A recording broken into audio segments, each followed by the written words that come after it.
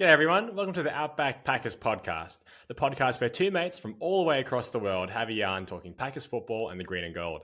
I'm Nick Gregory with my co-host Joe Pearson, as always, today joined by our very first returning guest, writer for Wisconsin Sports Heroics, Sam Holman.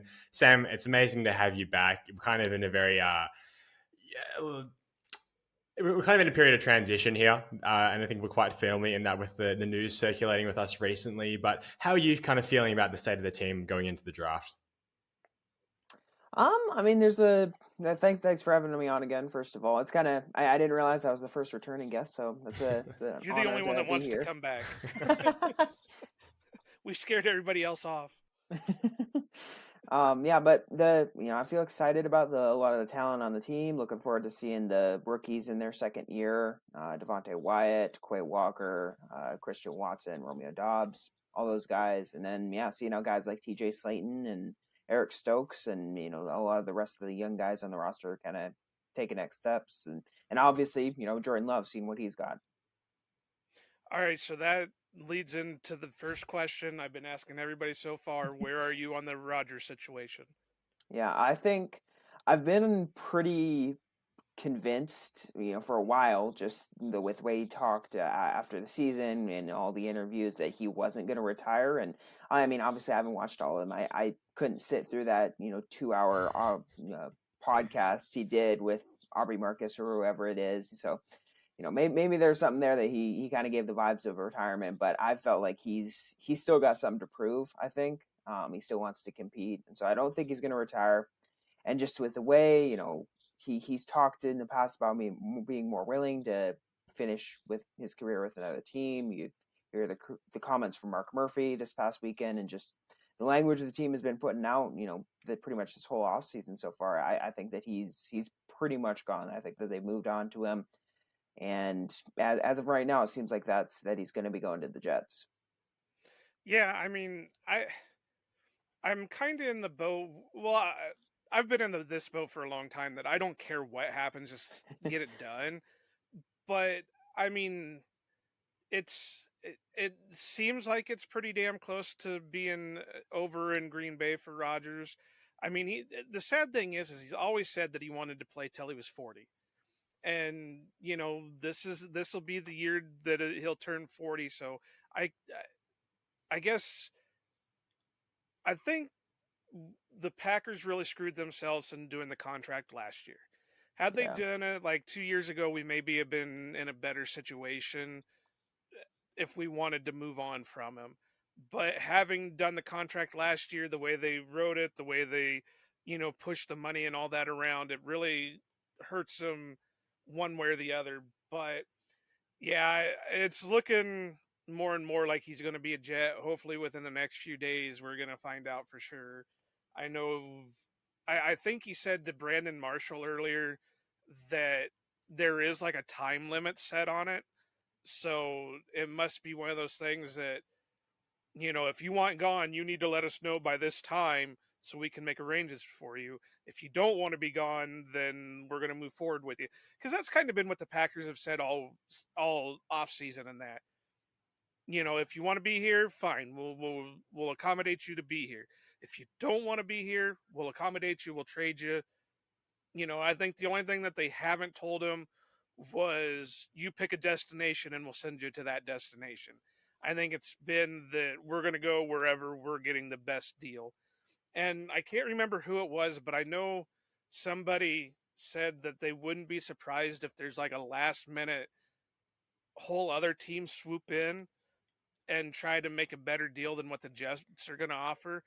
And, I couldn't guess who that team is or whatever, but that would be kind of good. That'd be good for Packers if they could get like a bidding war going for them, because that just means more and more picks and players. Yeah, I've heard that. I've seen a couple reports that Washington might be in on it. I know they've got some cap constraints, so I'm not sure how realistic that is, but I've heard that a couple times. And just a fun pipe dream. Panthers, they got the number 1 pick now. Let's bring that on over. I mentioned that yesterday. I think it was Jacob Morley said something about the Panthers needing a quarterback that could control the room. And I said, well, they just traded for the number 1 pick, and we could really use that number 1 pick, and they could use a quarterback. But Yeah. so Yeah. I'm ready. I just want it to be over with. I want a decision to be made. Come back, don't come back. Just do something. Yeah. Yeah. Yeah. And I'm really curious. I know that. Sorry, you could go. No, you go. All good. Okay. I know that at the beginning of kind of this whole process, the Packers front office essentially said, they want him to decide by free agency. I'm really curious if they included that legal tampering period as the beginning of free agency, because it kind of is now. Like guys they're agreeing to deals like on Monday, and so I kind of wonder if they said that tomorrow's the deadline, and that's kind of what Aaron is taking it down to, but it's hard to know for sure. It is, and I don't know. I'm ready to move on from it because it Sure. makes you angry in a way, because he always said that he didn't want to be like Favre, and now we're in a situation where we're like Favre. It's I don't know. I think I still have the drive and I still got this, but then you got the team already drafting the replacement, and we're in that whole same situation. Packers drafted replacement. The old quarterback doesn't know what he wants to do. The Jets swoop in and try to take over the old quarterback. So who knows? In 18 years, maybe Jordan Love's going to end up in the Jets uniform.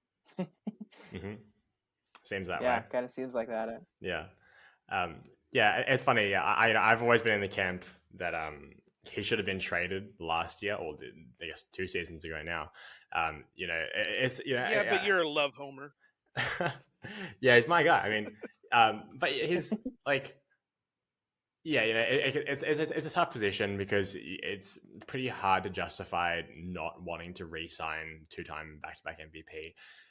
And to me, it kind of feels like Rodgers got really pissed off with the Love thing, and then he he bet on himself and won. And the contract that he managed to wrangle from the Packers last season was kind of just a big victory lap.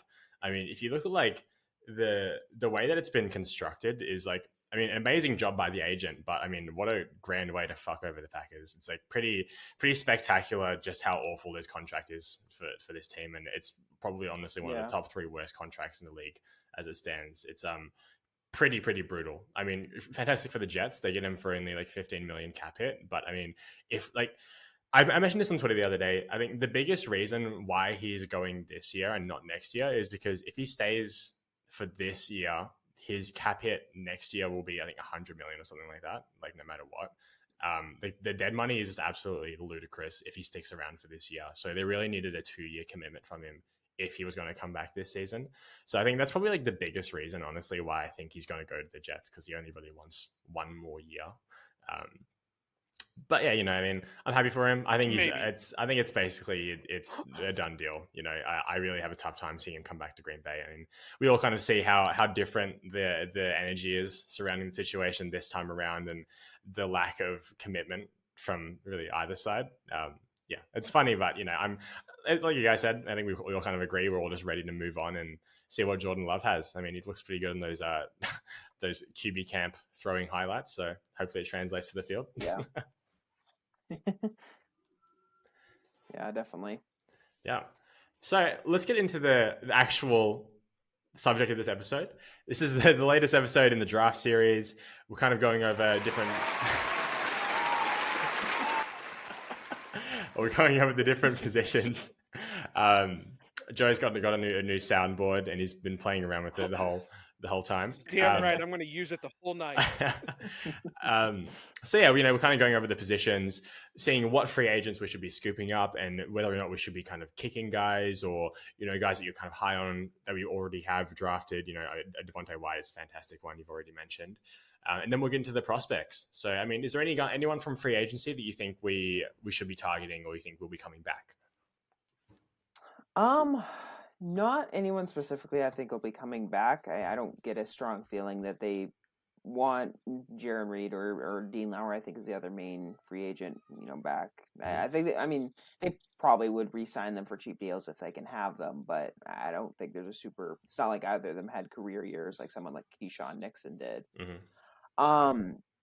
In free agency, I haven't watched them extensively yet, just because I've been focused on draft stuff. But I do really feel like there's a really good middle class of defensive linemen, guys like David Onyemata, Hmm. Shelby Harris, who sounds like he might get released by the Seahawks. I'd love to pick up. So guys like that who just they probably aren't going to break the bank, but they can give you quality snaps on the defensive line. Yeah, I really haven't paid attention to the free agency pool.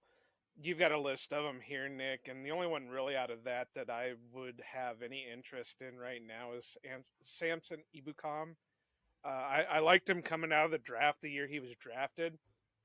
So and he's got experience in the Joe Barry system, so that would be a guy that I think that could be brought in. I can't remember what his weight is right now, but he might be more of an edge guy than an actual hand in the dirt lineman. Yeah, But it becomes an edge guy right now. yeah, so I mean, he'd be the only one out of your list, and even a couple of the other ones you have on your list are going to be more your edge guys than they are Yeah. going to be defensive linemen.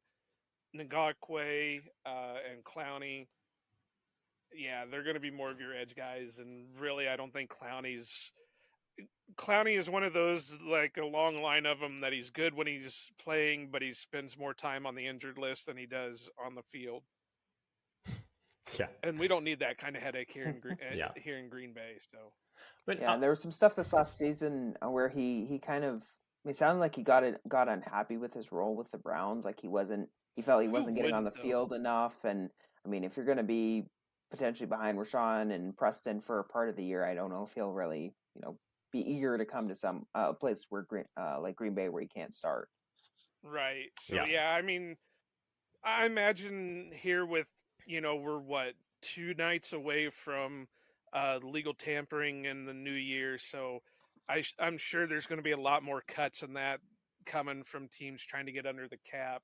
So the list could change, and could be some surprise guys that maybe the Packers will pick up and not cost them draft picks for next year.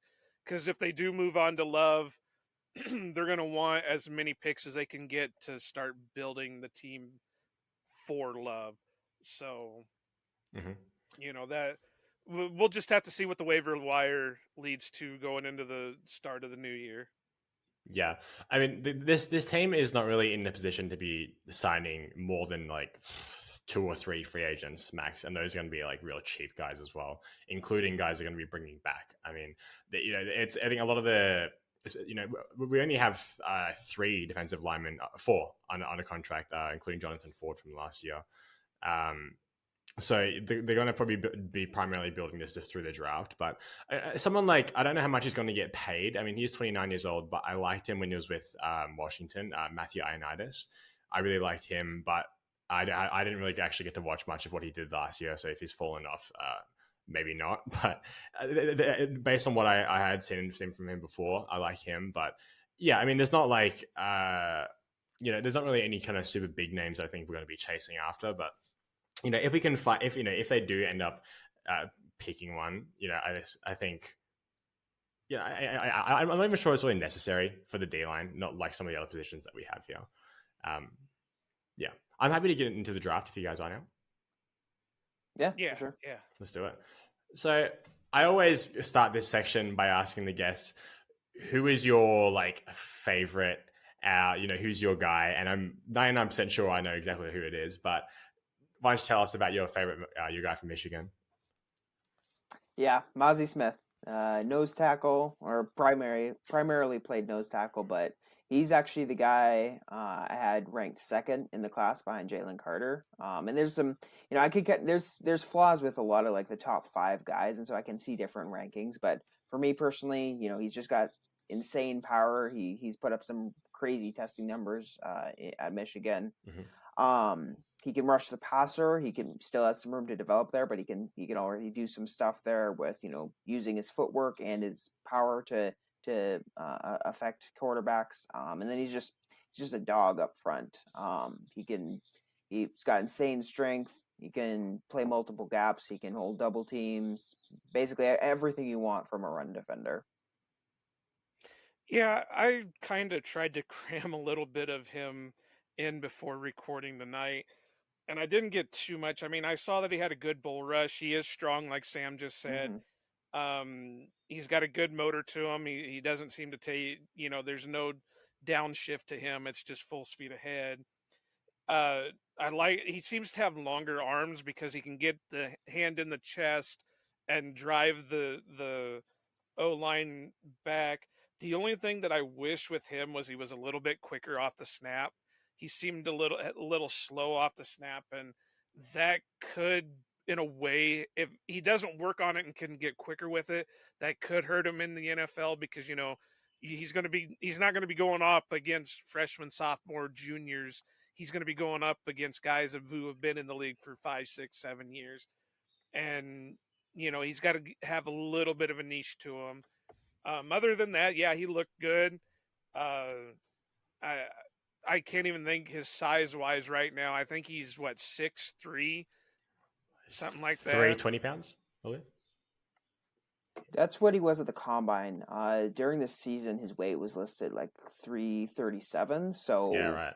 I'll be interested to see. Yeah, but we know that colleges always lie about those stats. So yeah. But I mean, he's got good size. Again, if he could get a little bit quicker, I would be really happy with him. And I think he could. And it's also going to depend on how the Packers defense works. If they can get somebody to slot into the nose and move Kenny outside, I would be much happier. And if Mozzie could do it, then that would be, perfect. But yeah, that's kind of my preferred path for upgrading the defensive line. Just get someone in that nose, move, let him rotate with TJ Slayton, and just let Kenny, do what he does best out of 3 technique. Yeah. So nope, I don't really have any complaints about him other than the quick steps. So Nick, who's your guy this year? Yeah, if Sam wasn't here, I would have said Marzi Smith. I love him. It's just Damn you, Sam. It's just the whole the strength thing is what gets me. I mean, especially on the Packers where it seems like we're so devoid of that physicality sometimes. Would be really nice to just have someone who's just straight up just a strong dude who he's a force in the middle of the line, and you can't ignore him. You can't afford to ignore him. And it's been so long since Kenny has had reliable help, and I really like Devontae Wyatt, but you always have to be looking to improve. And yeah, I think he could be fantastic. Yeah, I mean, I do like Siaki Ika out of Baylor, the really big dude. I'm just not sure. It's tough, right? Because Sam talks about moving Kenny to 3 tech full time and having a true nose tackle to kind of eat up the middle of the line there, but. I agree with that for sure, but I'm not sure how much the Packers actually want to do that. And I find it really difficult to project where they're going to draft some of these true nose types. And especially someone like Ika, who's a really big dude. And, the RAS thing, whatever, he's a big dude. He's never going to be a sub 7'3" kind of guy. But, I would what I want and what the Packers would do is they're 2 very different things. And yeah, I would definitely love them to draft on those, but I think they're really going to be in the market for 1 or 2, 3 or 5 techs, and just to kind of spell Devontae Wyatt and replace Lowry. Yeah. I'm going to tell you what I think of him, and then we'll let the expert Sam let you know what he's got. I did like that he's a big guy. I mean, he's a big boy. He's got a good first step. I thought he was a little bit quick off the line. So I always like that because that first step is everything. Mm-hmm. He did put on a nice spin move for a guy that size. He had a pretty nice spin move. He stays low out of his stance. There's 2 things that kind of bugged me with watching the little bit of film that I did on him was he can struggle to disengage, which obviously you're not going to expect your defensive tackle to be this, especially a nose tackle, to be this ultimate pass rush specialist, but it seemed like he was getting stonewalled by single blocker. Not all the time, but there were some times that I saw. And then, of course, with his size, I wish he was a little bit more dominant than he was. He could get eaten up by some double teams, which, again, it's going to happen, but with his size, you would hope that he can push around a little bit better. So those were the only things that I noticed, was that I didn't think he was as dominant as he could be with his size and the struggle to disengage. Mm-hmm. Yeah, I think that there is there's truth to that, and there is something that I noticed as well. Just that there are times when doubles, despite his size, can move him a little bit. I think that it's a technique issue. I noticed that there are times where he doesn't really have his base isn't super wide. His feet get close together, and then sometimes he won't roll forward out of his hips or really well. He'll kind of he's not using his full power with the technique he's using right now. And so I think that that's something that can be improved, but that there is definitely, he's not a foolproof, error-free prospect at this point.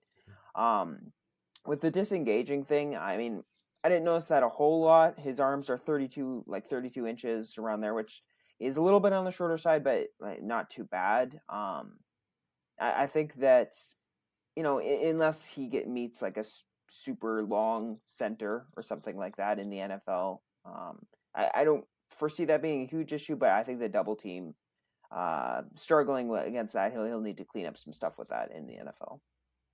Yeah.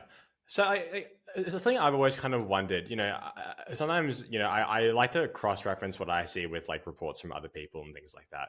Like when someone talks about like taking on a double team being like a technique issue, like what exactly do you want to see from younger players when they're approaching like a double team? Because to me, it seems like, because you're at an inherent disadvantage, right? But is it like kind of like, when you're on the offense, you're trained to like split the tackle if you have two defenders coming at you? Is it kind of like a similar idea when you're from the D line? I'm just kind of interested to hear what you have to say about that.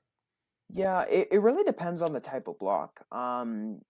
Defensive lineman, that's one of the harder parts of playing defensive line. I think that you have to understand, what types of blocks you're getting. So if you're getting like a zone combo where the front side guy, the guy who's kind of coming up to meet you, is looking to move up to the second level, you have to you can't get skinny, right? You can't put your hip into that gap, because you want to stop that guy and stop him from climbing up to the second level. So you got to kind of control half a man.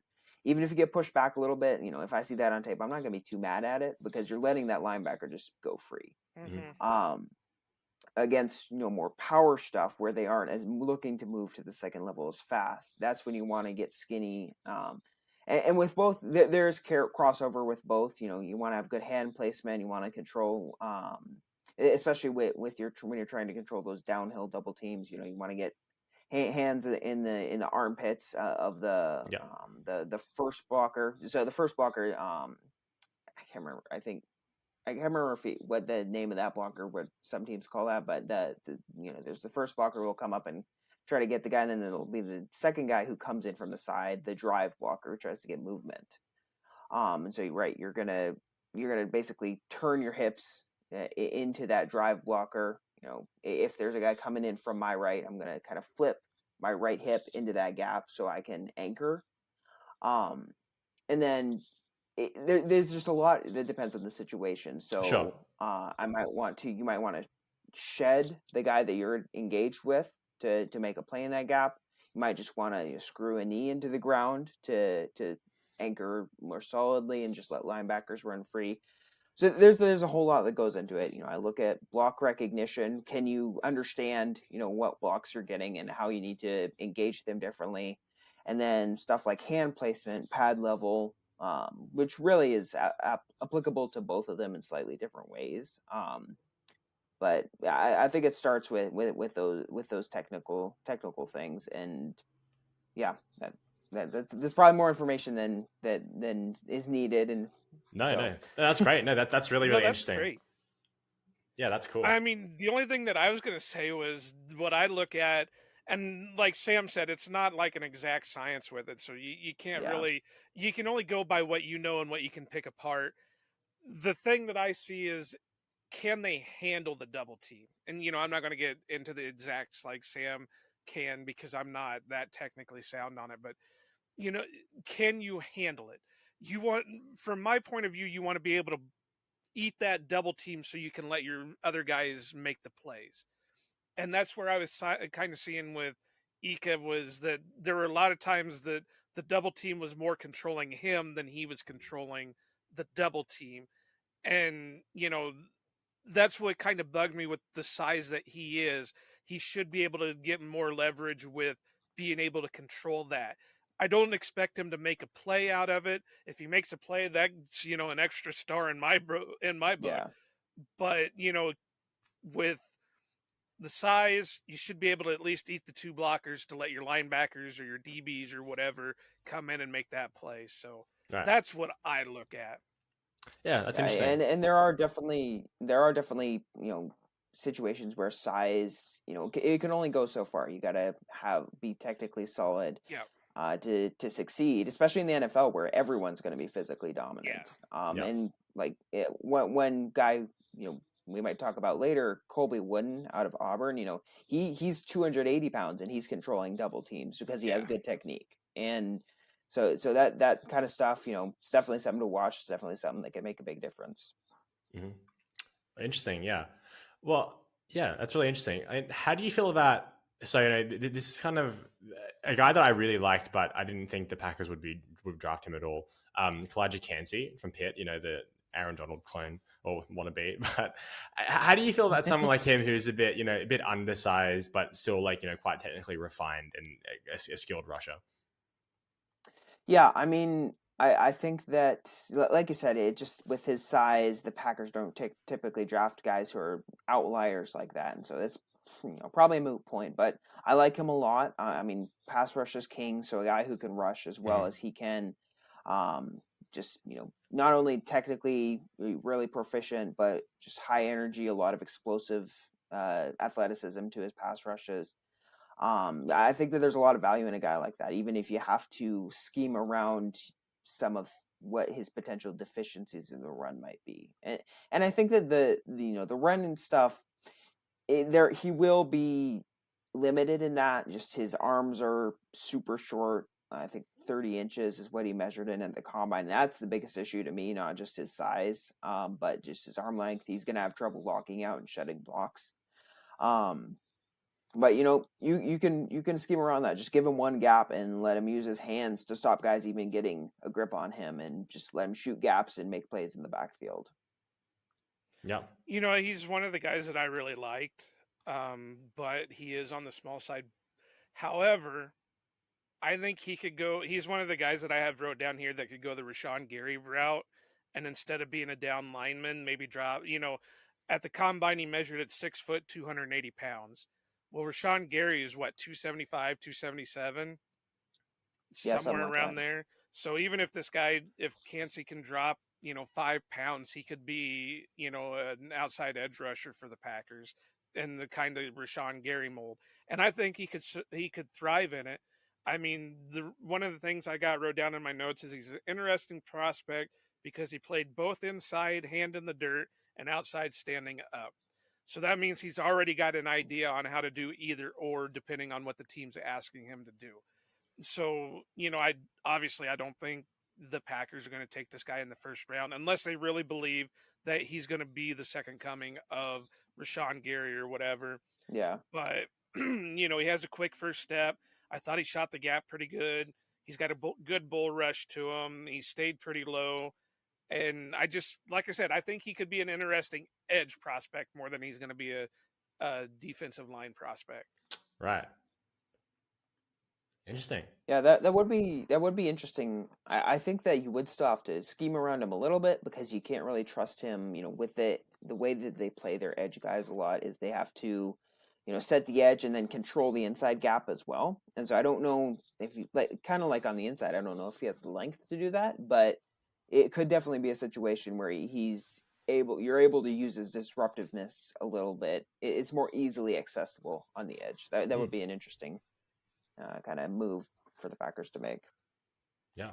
Like I said, it probably won't be a first round move, but if he's fallen to that second, third round, I don't know where he's projected to go right now. So, I mean, if he starts falling to the mid rounds of the Packers are like, hey, this would be a great project to add to our edge depth, then, maybe we'll pull the trigger on it. So, yeah. Yeah, that'd be there. Interesting.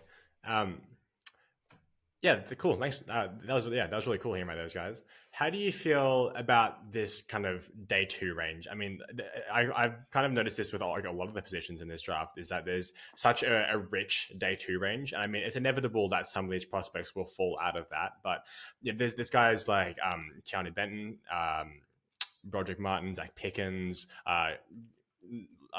Moro Ojomo from Texas. You know, there's so many guys that I really enjoyed watching who, you know, based on a few different draft boards I've seen projected to go in that kind of middle round range.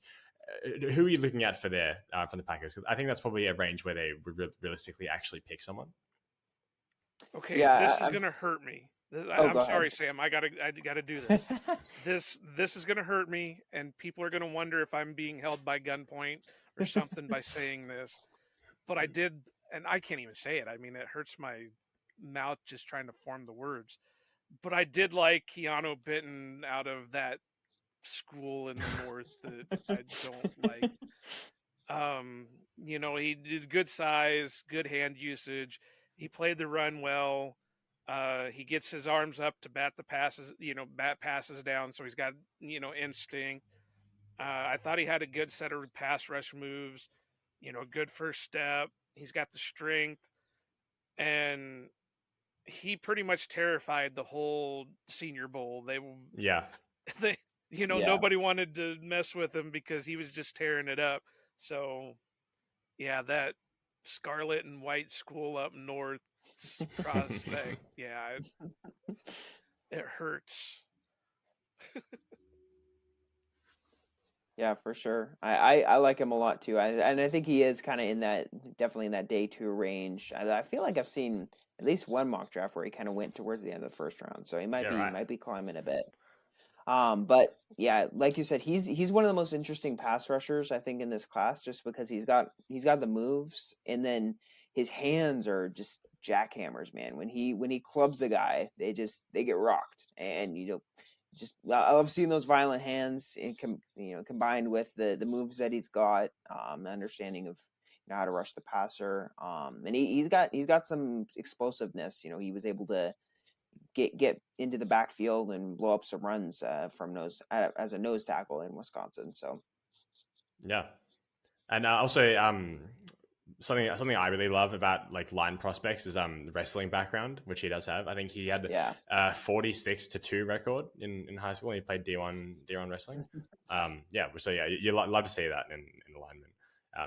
What other? And he's got one of the top RAS scores coming out of the combine too. So yeah. I mean, he's a very athletic guy. So. Yeah, love that. I think the Packers will like him. What other guys did you like in that day two range, Sam? Well, you mentioned one of my other guys, Moro Ojomo, who I don't really think of him as much as a pass rusher, at least from what I saw on film. Maybe he's been developing that, in the lead up to the draft a little bit. But he's just got a lot of physical tools. He's got some really impressive length, 34-inch arms, great first step, a lot of strength. I think that he's a really good guy to kind of fit that mold of the Dean Lowry's, the Jaron Reed's, that 3 technique, 5 technique that they're probably going to be looking to replace a bit. Can shed blocks really well. You can control. I noticed there's actually some tangible improvement in his technique with controlling double teams as the year went on. So it's something I always like to see. Just something that they're an ascending player. Just coming into the draft, I really like to see that. And then with those physical tools, he's got power. He can generate knockback. He's got some explosiveness, that length. I think that you can develop that into something as a pass rusher, even if he isn't doing a whole lot right now. Yeah, and he's another one that had a pretty high RAS score. Yeah, great combine. And I know RAS is very controversial in a lot of people's eyes, but the Packers tend to look at RAS scores more often than not with any other draft picks. I mean, they do reach out of the box once in a while, but it's sorry, it's funny because people like especially Jacob Westendorf, hashtag friend of the pod. He loves to kind of dunk on the RAS score thing, and it's at the end of the day, it's just a way to kind of collate different like physical tests. But I found it really interesting. Brian Murphy pointed out, he wrote about how the Packers are one of like the top 3 most like aligned with RAS scores when they draft, and when they miss in the draft, it's actually most often when they don't draft guys within those thresholds. So I find that quite funny. Yeah. Well, my guy, running off of the RAS score here again, is former teammate of TJ Slayton, and that's Dervon Dexter out of Florida. Yeah, I liked him. I thought he had some speed to him. He ate up blocks pretty good, decent strength. He had pretty good leverage. I thought he was a little slow off the line, but I wasn't sure if that was more the scheme or if that was more him. And he played up and down the line, so he could slot in at the nose, he could slot in at the end. And I thought he was a pretty good run defender. And then, of course, you got the RAS of a 9.21. So, I mean, he was one of the top RAS scorers for the defensive line at the combine. So that puts him up on a little bit of the list, no matter what you want to look at. Goody seems to always shoot for those RAS scores, and he's got it for the type of player he is. Mm-hmm. Yeah, for sure. I think that, like you said, the main gripe I have with his game is just that first step. Sometimes he'll just kind of, he'll be the last guy off the ball, and I've also noticed he sometimes will like rise up rather than firing forward, and so he can sacrifice some pad level. That's where I was wondering if maybe that was scheme more than it was him, or if that's him or technique. So I wasn't sure on that. That's why I put that kind of in my note. Yeah, I don't think it was directly part of the scheme. I know that he did play a lot of snaps for Florida in this past season, and so I think that probably got into a little bit of him got not firing 100% off the ball every single snap, because he was at like 310 pounds doing like 40 snaps a game, so that's gonna wear a guy down. But he's just got a lot of physical tools. I know he was a pretty high level varsity basketball player, so he's got kind of that multi-athlete background. He's got nice length, strength, explosiveness. He's got heavy hands as a pass rusher. There's a lot of stuff that you can use there, and I think that you clean up some of those technique issues off the snap, and you got an exciting player on your hands. Definitely. I really liked what I saw out of him, just minus a couple of the things. So yeah, that day 2 mid-round type guy, you usually get those with the high athletic scores, but it's kind of project. So I'd be happy with him. And I think, get 2 former teammates together and form your own Bash Brother type deal, Yeah. Yeah, I mean, I really love TJ Slayton, and I still do. I think that he has, there is potential for a solid role with the team, and I loved him coming out, like what he could have been, and he's only gotten better since coming in and settling in the league. So yeah, it'd be nice if we get another one of TJ Slayton. Another guy I really liked is Zach Pickens out of South Carolina. Super, like productive, obviously. Had a really, really strong combine. I really just like, his ability to slot in like at a multitude of positions and techniques. I think he's a guy that, I think the Packers really value the kind of that versatility and ability to move around. And this obviously the athleticism. I think, he's, I think he already kind of understands how to like attack. I don't think that you're like building him from the ground up. I don't think he's like some kind of project. I think there's room to improve, but I think he's someone that the Packers will probably have had their eye on as well. Yeah, for sure. I'm glad you brought him up, because that was one of the guys I wanted to get to. He's just a really complete player. I think that he would be a great second round pick in that sort of range if he even falls to the Packers, because I think he's gonna go pretty high with the athletic testing he had. Yeah. Just solid all around. He can defend the run. He's got great length and power.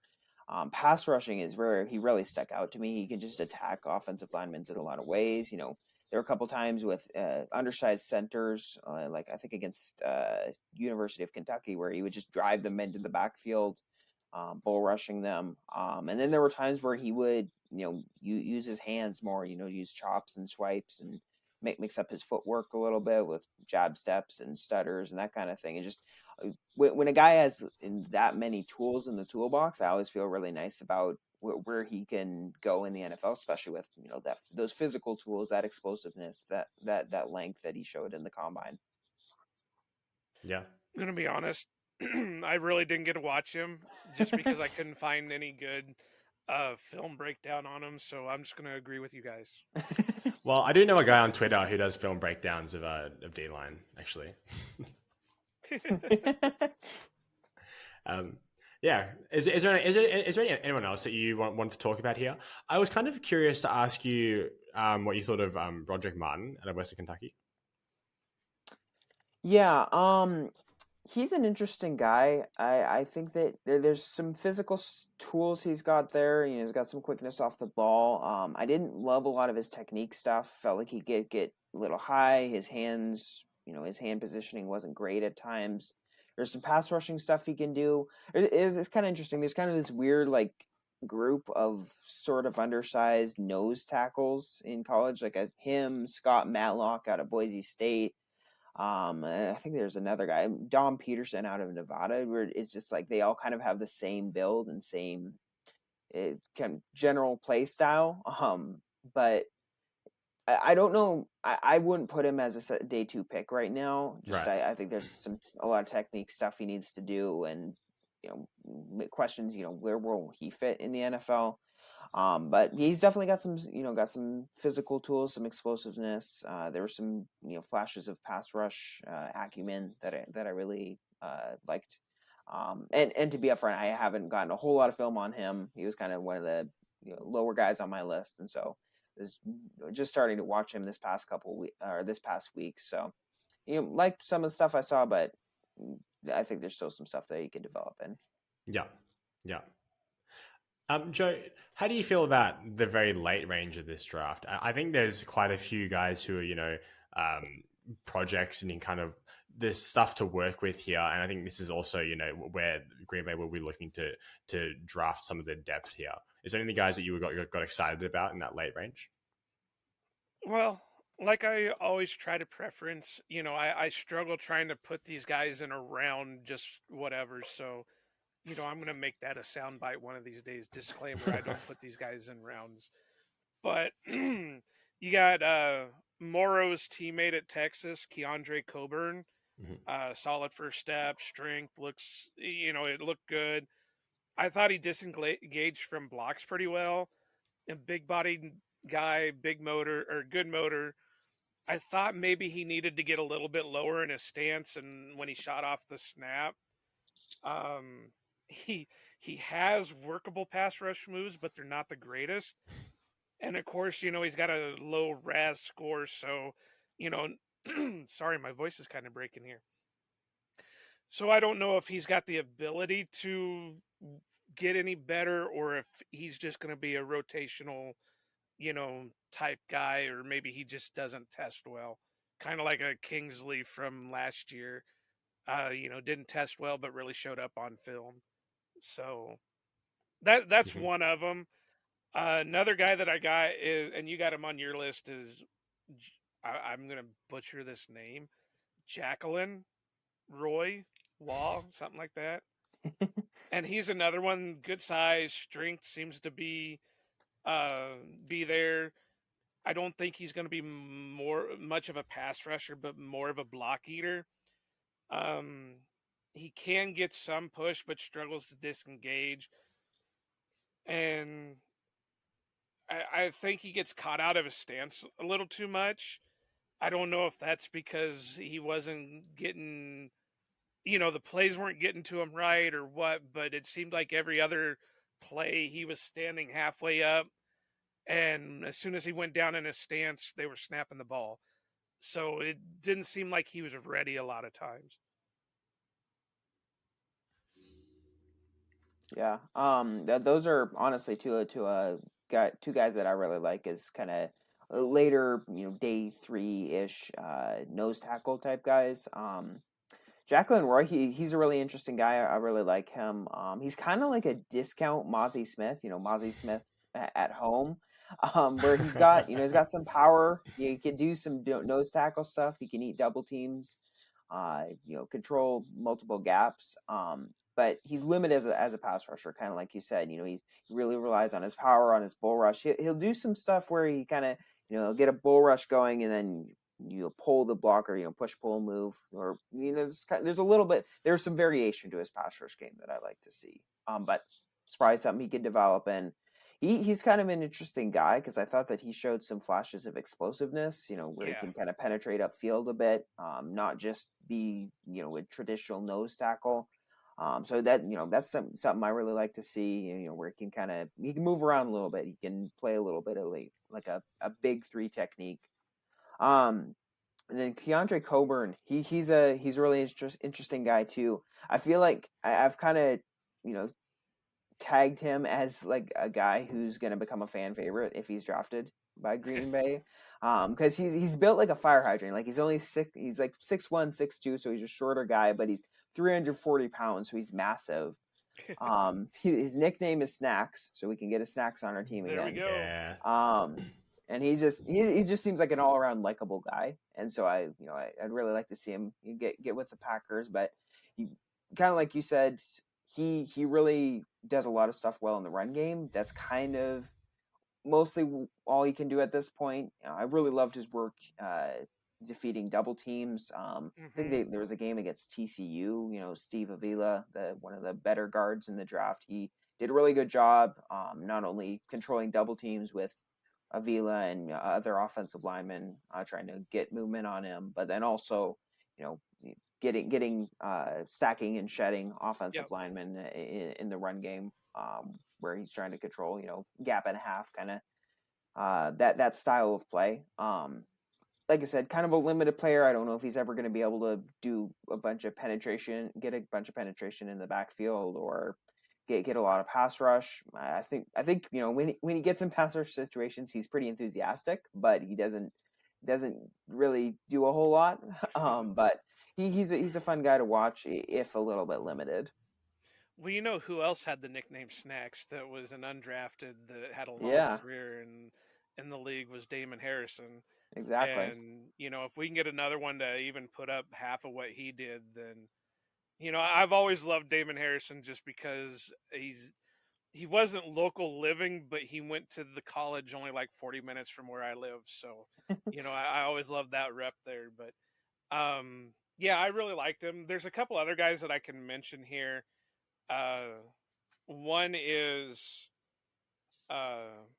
and you've got him on your list here, Nick, is, if I can find him in my notebook here, was Devontae Stills.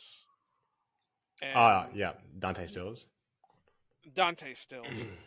And, I thought he was really good, but I think he's another one that's going to be, like I mentioned, like the kid from Pittsburgh, that I think he would be more of a moldable edge guy than he's going to be a down lineman in Green Bay.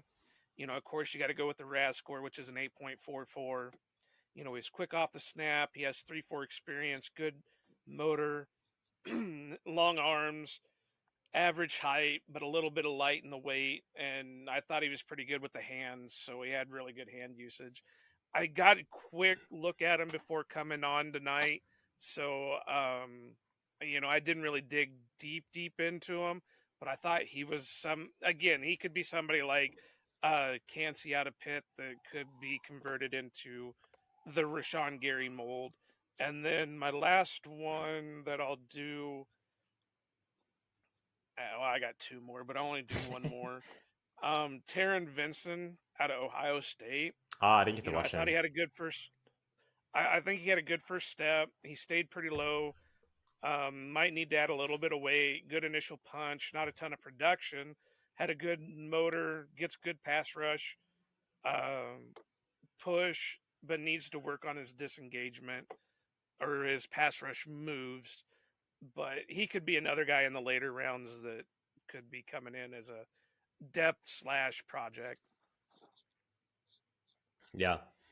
I didn't get a chance to watch him, unfortunately. One of the guys that I got to watch just this week actually after Sam suggested him is Devonshire Maxwell out of Chattanooga. I kind of thought he was almost like the D line equivalent of like a Kingsley and Nagbury. I really like the hand usage. He's a very like crafty pass rusher.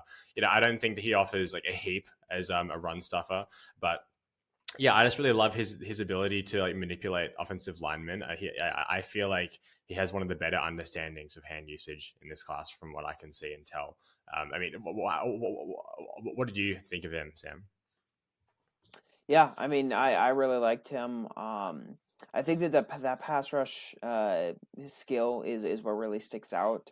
He was super productive at Chattanooga. Obviously, smaller school, so the competition levels are going to be as top level as some of the other guys. But even when he got against guys were more from big schools, there was a game against Illinois this past season where he had 2 sacks. So he's been productive against some of those bigger schools. I know he holds the record for most sacks in a game. He had 5 sacks at one point in 2021. Wow. Yeah, so he's definitely got some stuff as a pass rusher, and it's not just winning off physical tools, right? He's able to use his hands. He's able to use counters. He's got a really nice kind of move combo set of combos where his initial move will be like a cross chop and then club, and then he'll kind of build a counter off that where he starts to go into the cross chop, then spins and kind of elbows the guy in the back. They call that an ice pick to kind of get free. So it's just really pretty to watch. Really, really fun to see that kind of that distinctive signature pass rush move for a guy like that. I thought that in the run game he wasn't asked to do a whole lot in the games that I saw, but I thought he had decent play strength, decent hand usage, and yeah, just looked good overall. He looked like a guy who can do some stuff at the NFL, maybe get a little bit of developmental time, but he looks like an exciting guy. Basically, you're saying the Patriots are going to take him in the first round this year. Yeah, pretty much. Yeah, I mean, to be fair, Cole Strange has actually been really good, so I can't even laugh at them too much for that. Right, that's why I said the Patriots will end up drafting him because they, just like Ted Thompson years ago, he can seem to find these stars out of nowhere. So, yeah. Well, is there anyone else that you want to talk about here, Sam? I don't. There are not a whole lot of other players. We touched on kind of some of my favorite guys. A couple guys I'll mention real quick. Adetomiwa Adebawore, out of Northwestern. Yeah. He's a really interesting guy because he was insane at athletic testing. He had insane athletic testing at the combine. He actually tested as an edge rusher. I think that in the NFL he's probably going to play, both 3 technique and kind of outside on the edge a bit. Just got great length, just a lot of explosiveness, a lot of power. He still needs to develop as a pass rusher, but he's kind of like I think he's going to be a little bit of the Rashawn Gary of this class, where he's got some amazing physical tools, but he's a bit of a ball of clay that you got to mold into something as a more complete player. Mm-hmm. And then the other guy I wanted to mention, Carl Brooks out of Bowling Green, kind of the other smaller school guy, where he's converting from edge rusher, probably converting from edge rusher to more of a 3 technique type player. He played on the inside in the Senior Bowl, and he was an edge rusher at 300 pounds, so he's kind of probably going to move inside at the next level. But he's another guy who just kind of in that mold of those guys like Kalijah Kancey, Zach Pickens, where he's a really good pass rusher. He knows how to use his hands. He's got some power, quickness. He's a really fluid player, from what I saw. Just really moves between, or he transitions between moves really well, and just can penetrate, get into the backfield. So, he can hold his own against interior offensive linemen based on what he saw at the Senior Bowl. Again, kind of like some of those other guys we've talked about, I think that it might take him a little bit to transition just because he's moving from edge to interior. So he might have to adjust to that a little bit. But he's another really exciting player who I think will probably test athletically really well. He wasn't at was kind of surprised he wasn't even invited to the combine. But I'm looking forward to his pro day to see how he does there.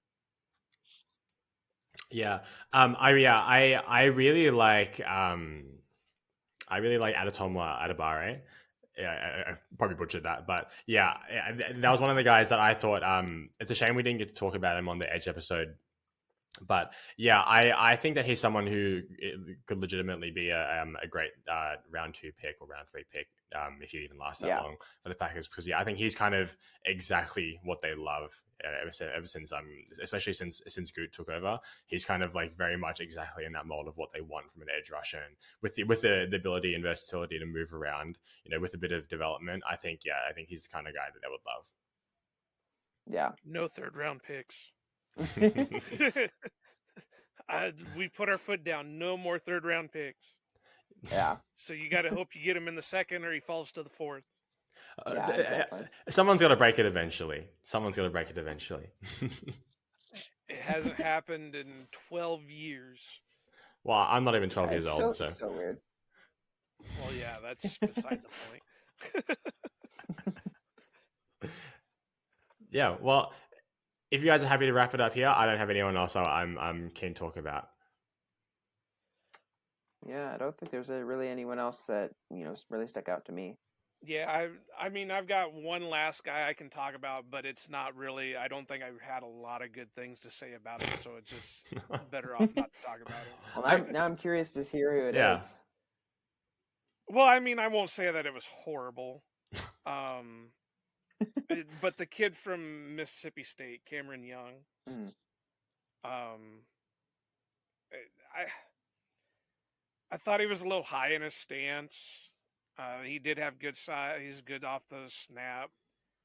But I wish he was a little bit more physical. Good hand usage, experience in the 3-4. It didn't wow me. I should say. I mean, he was okay, but it wasn't like, oh my God, this guy's the second coming, type deal, which I don't know if you guys would agree, but I think this is really a weak defensive line class for this draft year. I mean, you've got a couple of guys that are being talked about as a first rounder, but even those guys are a little, not all there. Now that Jalen Carter's in some legal trouble, who knows how, where he'll go. Yeah. And then the kid from Clemson, he's about the only one right now you could say is legit first rounder. So, I mean, it's kind of a weaker class in my opinion. Yeah, it's always hard going, especially the past like 3 classes have been so good. Last year we had Travis Jones, who I loved. Was it Derek Hall?